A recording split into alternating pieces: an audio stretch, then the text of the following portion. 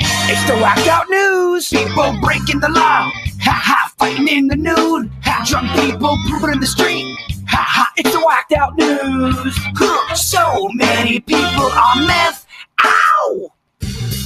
Well, I tell you, you don't want to mess around in Polk County, Florida, because they got Sheriff Grady Judd there, and he just don't put up with nothing. So this assistant principal, what she did, Grady Judd ain't gonna like. She's behind bars today, all because she forced a 13-year-old student to massage her feet. Oh, no. Oh, yes. Can't do that. Yes. You cannot do that. The incident happened after the 13-year-old student was sent to Dr. Kiva Lark's office for throwing balled-up paper across the classroom during a test. Then while in the office, Lark told the victim to rub her feet since he didn't have anything better to do with his hands. Oh, no. She takes her shoes off, places her legs across his lap, and then he did what he was told. But apparently this wasn't really the first time she had made advances at this 13-year-old student, because the victim said that the assistant principal once had referred to him as sexy chocolate while passing him in the hallway at school. What? Oh, yes. Oh, my gosh. Oh, yes. She's been charged with lewd, lascivious conduct and lewd offense against a student by an authority figure. And here's Sheriff Grady Judd talking about it. Is most popular, and they really like this better than the K2. Oh, I'm sorry. That was this is Sheriff Grady Judd Part 2. I'm sorry. There's more than one Judd clip? He is yet to talk on the foot massage thing. What he did talk is what's going on in the Polk County Jail. He's not happy because he found out that the inmates are using Raid to get high. And also they're using Roach Motels. For his press conference, he's usually good for about 10 unbelievable quotes. Yeah, here he is talking about them using Raid to get high. Is most popular, and they really like this better than the K2, is Raid and Roach Motel. Did you hear me? They're spraying this stuff on paper and then either smoking it or eating it in the county jail. Let me say that again, okay? Because normal people can't understand this. For example, the Roach Motel. This is such a wonderful thing. They'll put the Roach Motel in a plastic bag with paper, seal it up, shake it up, get the chemicals to acting, put it out in the heat so the chemicals react, and shake it.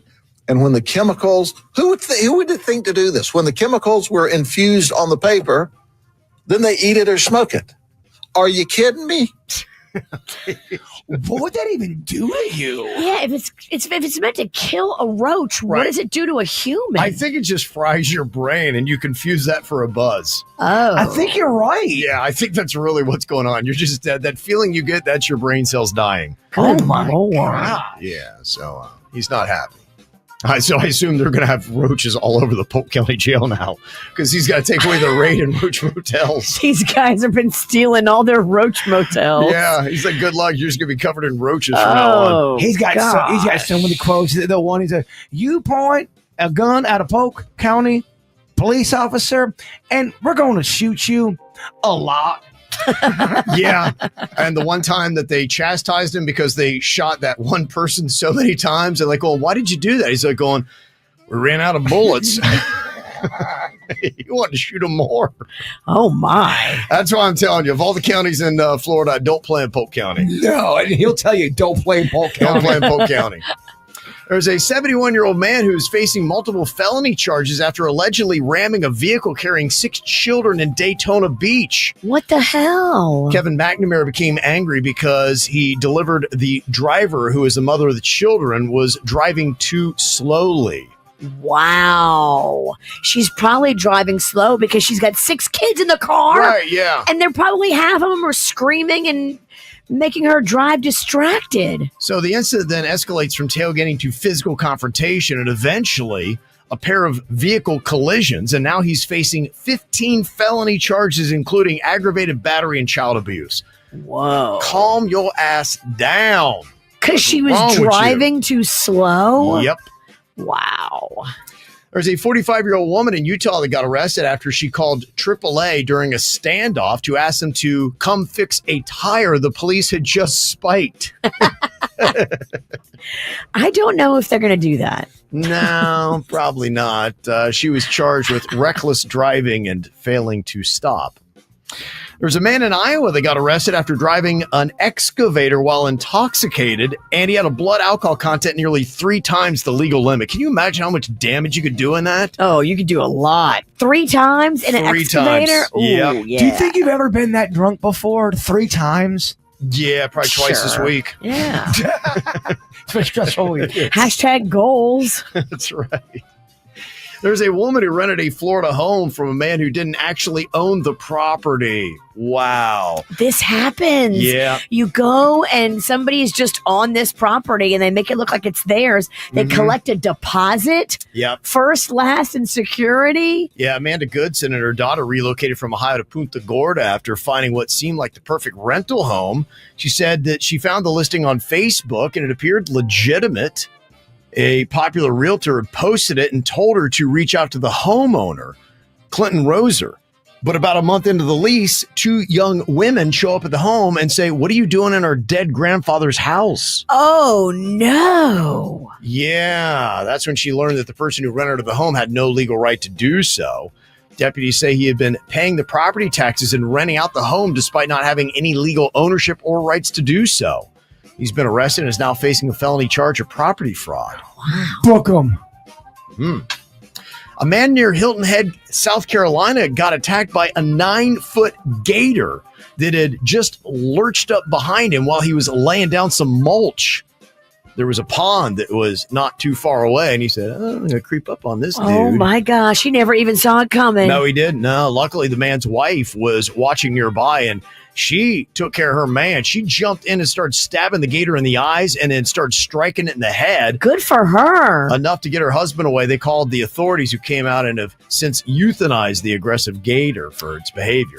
He owes her some jewelry. Right. If a gator can't see, a gator can't fight. You're right. Mm-hmm. Learned that from Karate Kid Part 3, Virginia. Yeah. Yes. There's gators in it? No, but if a man can't see, a man can't fight. A man can't breathe, a man can't fight. It's the Terry Silver list of... well, I'll tell you. Never mind. I'll tell you later. 76-year-old Maria Fraterigo was unable to return to New York from Puerto Rico after her emotional support parrot, Plucky, was deemed too large to fly with her on Frontier Wow, Airlines. how big was your Plucky? Despite the setback, Frontier arranged for the pair to fly home the following evening. This grandma finds herself stranded in the Caribbean because the airline won't let her fly home with her pet parrot. 76-year-old Maria Fraterigo flew from New York to San Juan with her parrot, Plucky, to spend the winter in Puerto Rico. No problem getting there, but when she tried to fly home, Maria was told at the airport in San Juan, Plucky wasn't allowed on the plane back home. Oh, no. Plucky is an emotional support bird and weighs only 10 ounces. The African gray parrot is considered too large to fly on Frontier Airlines. So, how did Plucky fly all the way to Puerto Rico in the first place? Apparently, she just flew through the cracks. I think Plucky went on vacation and got some of that vacation weight. Okay, No, yeah. and then all of a sudden Plucky got... Yeah. They're fat Had some shaming. beans and rice there in the Caribbean. Yeah, and they're fat shaming Plucky. Oh, Yeah. I'm always fatter on my way home from vacation. Well, you're supposed to if you do it right. Me too, Mhm. Plucky. Me too. Mm-hmm. And this is a scary thing that happened to this English woman on Ryanair. She got some Pringles and she went to go pay for it, but her card wouldn't work. And she's like, "Well, that's not a problem. I just got cash." They're like, "Sorry, we don't accept cash. It's credit only." And they basically then had her arrested. What? Yeah. Isn't that kind of crazy? For Pringles? Yeah. And now she said that she's banned from flying Ryanair. They were able to sort the whole problem out, but she said, "I wouldn't go back on that airline anyway." But that is kind of horrifying because I have been in those kind of situations with a place that doesn't accept cash. And we always have problems with our credit card. Me too. It's always, Nonstop. there's always some insufficient thing on this, or if you're traveling, it doesn't know you're traveling. Right. It's always a mess. So imagine that. That might be the thing where if you've got cash on you, but they only take card and you can't pay because something going on wonky with your card, you might get arrested. Once you pop, call a cop. That's the new Pringle way. Yeah, I guess that's probably it.